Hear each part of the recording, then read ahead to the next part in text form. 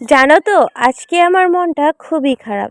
এত কিছু করার পরও যখন কারোর মন পায় না, তখন মনে হয় কি জানো, না ভালো মেয়ে হতে পারলাম, না ভালো প্রেমিকা হতে পারলাম, না ভালো বৌমা হতে পারলাম, না ভালো স্ত্রী হতে পারলাম, না ভালো মা হতে পারলাম, সেটাই মনে হয়। তো জানো তো, এই কথাগুলো কেনই বললাম, তোমরা পুরো ভিডিওটা দেখলেই বুঝতে পারবা যে আমি কেনই বললাম।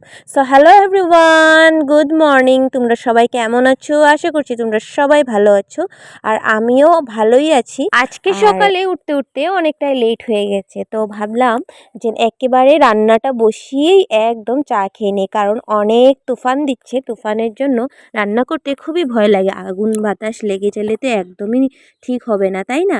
তো এদিকে দেখো ডিম সিদ্ধ বসিয়েছি, আর এদিকে ডিম সিদ্ধ বসিয়ে চাটাও খেয়ে নিলাম, ভাতটাও হয়ে গেছে, এদিকে সবজি কাটাকুটি করে রান্নাটাও বসিয়ে দিয়েছি। আর কথাটা কেন বললাম, দেখো অনেক স্ত্রীরা আছে যে ঘরের জন্য অনেক কাজ করে, অনেক কিছু করে, তারপরেও কিন্তু ঘরের মানুষের মন পায় না। দিনের শেষে সবাই কি বলে বলো তো, সারাদিন তুমি কি করলে? ঘরের কাজ তো সবাই করতে পারে, তুমি একা তো আর করছো না। আর সেই কথাগুলো যদি আমরা উল্টে রিপিট করি, তর্ক করি, তখন কি বলবে যে বৌমাটা এত তর্ক করে, এত কথা বলে, মুখে মুখে কথা বলে।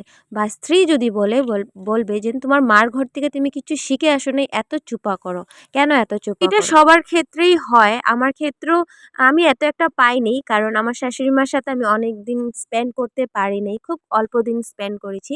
কিন্তু এমন কথাগুলো আমার অনেক ডিএম আসে, যে অনেক দিদিভাইরা বলে যে আমার কথাগুলো তুলে ধরে বলো।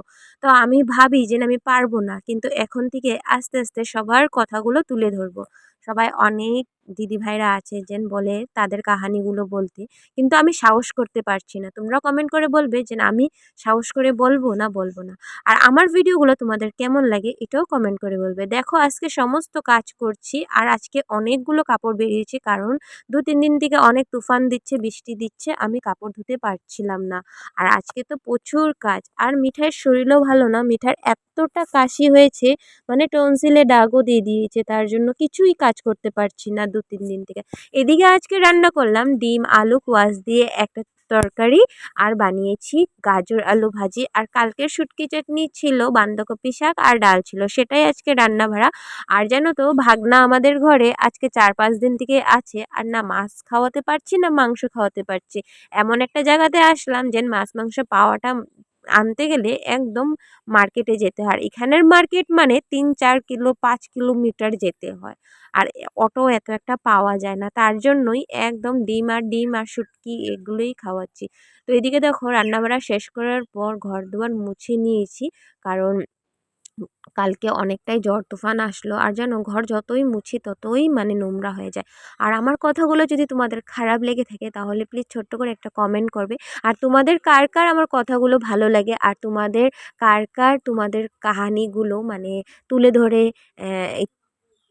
মানে ধরবো, তোমরা কমেন্ট করে অবশ্যই জানাবে। আর নেক্সট একটা ভিডিওতে তোমাদের সাথে শেয়ার করব যে কেনই আমি এই কথাটা বললাম। জানো তো, অনেক দিদিভাইরা আছে যে অনেক দুঃখ প্রকাশ করে যে আমি ঘরে যেন এত কাজ করি, তারপরেও কার মন পাই না, তখন খুবই খারাপ লাগে।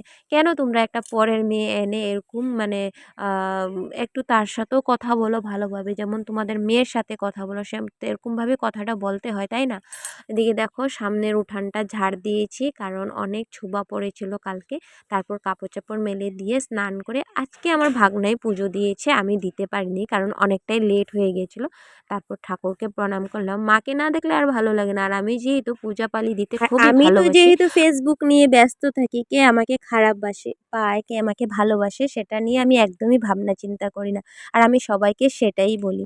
আর আমার ভিডিওটা যদি তোমাদের ভালো লেগে থাকে, তাহলে লাইক কমেন্ট আর একটা ফলো করে দিও। আর জানো তো, এই যে ঠাকুর ঘরটা বন্ধ করে দিই, নাহলে তুফানে একদম নোংরা করে নে। তারপরে তো ভাত গ্রহণ করলাম, এর জন্য এতটুকুই। আবার দেখা হবে নেক্সট একটা সুন্দর ভিডিওর সাথে। সবাইকে রাম রাম।